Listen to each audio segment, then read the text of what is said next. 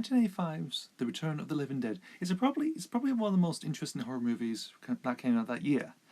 First of all, it's solid. Well, it was originally going to be based on the book The Return of the Living Dead, which is written by John Russo, who was one of the producers of the original Night of the Living Dead from 1968.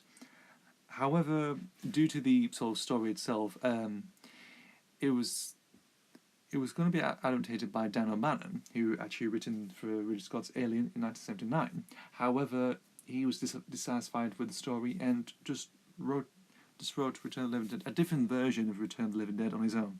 And lo and behold, we've got this version.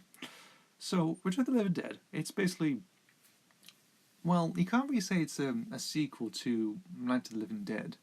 They do reference it in, like, in a sort of brief scene between, well, the people who run the morgue, pretty much. They mention, like, Night of the Living Dead. Have you seen the film Night of the Living Dead?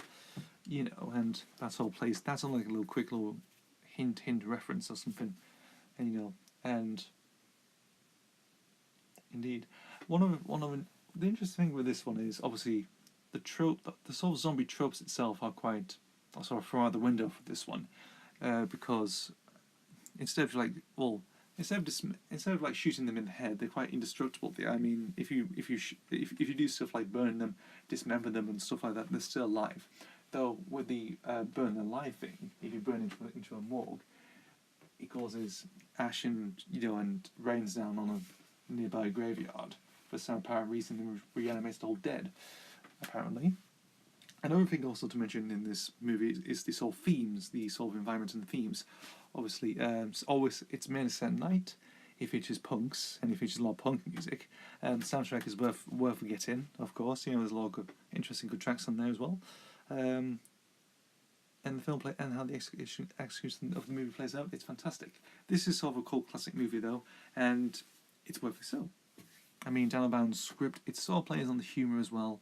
He saw the script and also directed the movie as well. Sorry about that, I forgot he directed the movie. He directs the movie and obviously gets this sort of interesting feel of it. It's cheesy. It's a little bit cheesy, however, but it's good and hilarious. It's funny. There's some good comedy moments in there as well. And the cast themselves do a good job. And most of the punks they have like sort of funny, sort of redeem themselves a little bit, against the dead very much. And yeah, that's what I can say.